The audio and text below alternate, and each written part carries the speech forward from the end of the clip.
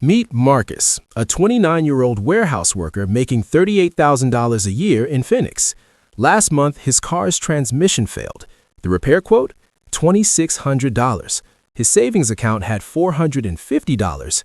He faced a choice: get a personal loan at 26% interest or buy an $1,100 used car from a lot that offers buy here, pay here financing.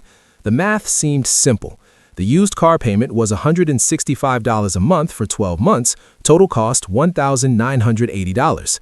The loan for the repair would cost $3,276 over the same period after interest. Marcus bought the used car. He felt smart making that decision. 6 months later, he spent $1,700 on repairs for that bargain vehicle, missed 4 days of work when it broke down unexpectedly, and he's still making those monthly payments. Meanwhile, his coworker who could afford the transmission repair is still driving reliably to work every single day. My name is Ryan, a financial specialist. I spend way too much time analyzing how everyday money decisions actually play out in real life. And what I've discovered is that being broke in America doesn't just mean having less money, it means paying a premium on almost everything you buy, use, or need. The logic behind Marcus's decision looked airtight on paper. He was comparing $1,980 to $3,276. Any rational person would choose to pay less, right? This is exactly how most financial traps work. They disguise themselves as the sensible option. Marcus needed transportation to keep his $38,000 a year job.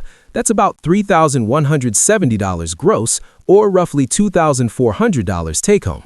The $165 monthly payment represented about 7% of his take-home pay. Compared to potentially losing his income entirely, that seemed manageable. On the surface, this looked like a calculated risk with a clear financial benefit. But here's where we need to zoom out and look at the real mathematics of being broke. Welcome to what I call the affordability trap, the brutal irony that cheaper upfront costs almost always create more expensive long-term outcomes when you can't afford quality. Let's calculate Marcus's actual costs with realistic numbers. The $1,980 in payments we already know, the $1,700 in repairs over 6 months, but that's just the beginning. 4 missed workdays cost him $585 in lost wages. The towing fees for 2 breakdowns, $260. The higher insurance rate for an older vehicle added $30 per month or $180 over 6 months. He had to Uber to work 3 times while waiting for parts, $95. The stress of using cheap gas in a car that needed premium has likely caused engine damage. We'll estimate $150 in additional wear. Total actual cost in 6 months, $4,950. If Marcus had been able to afford the transmission repair, his total cost would have been $2,600. He's paid almost double, and he's only halfway through. By month 12, he'll likely have spent over $7,000 for transportation that someone with $2,600 in savings would have solved permanently. But here's the part that destroys lives. This pattern doesn't just apply to cars. The affordability trap operates across every category of life when you're broke. Groceries? You can't afford bulk purchases, so you pay 35% more per unit at corner stores. Housing? You can't afford deposits for decent apartments, so you rent month to month in worse areas for $250 more monthly. Banking? You can't maintain minimum balances, so you pay $12 monthly in fees, plus $35 overdraft charges. A 2021 Federal Reserve study found that low-income households pay an average of $1,200 annually in fees and interest that wealthier households simply avoid. The Washington Center for Equitable Growth calculated that poor Americans pay an effective poverty tax of 9.5% of their annual income on financial products alone. But the real cost isn't captured in dollars. Marcus now spends 10 hours per week dealing with his car situation, calling mechanics, waiting for repairs, arranging backup transportation, and stressing about the next breakdown. At his $18.25 hourly wage, that's $183 in time costs weekly, or $732 monthly in opportunity cost. His sleep has deteriorated. He wakes up at 2 a.m. wondering if his car will start.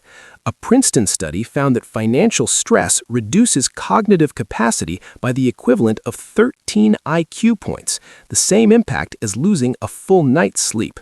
His job performance has slipped. He's been late 5 times due to car troubles. His supervisor hasn't written him up yet, but Marcus sees the disappointment. The chronic stress has triggered headaches and back pain. He's skipping the gym to save money, which actually makes everything worse. This is what happens when you're forced to make decisions from scarcity. Every choice becomes a trapdoor to another problem. Let me teach you a framework for understanding hidden costs in any financial decision. There are 3 types. Direct hidden costs are the measurable expenses you didn't calculate initially. For Marcus, repairs, towing, lost wages, insurance differences. Opportunity costs represent what you lose by committing resources here instead of elsewhere.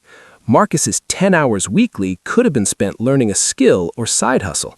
That's $9,490 annually he's losing.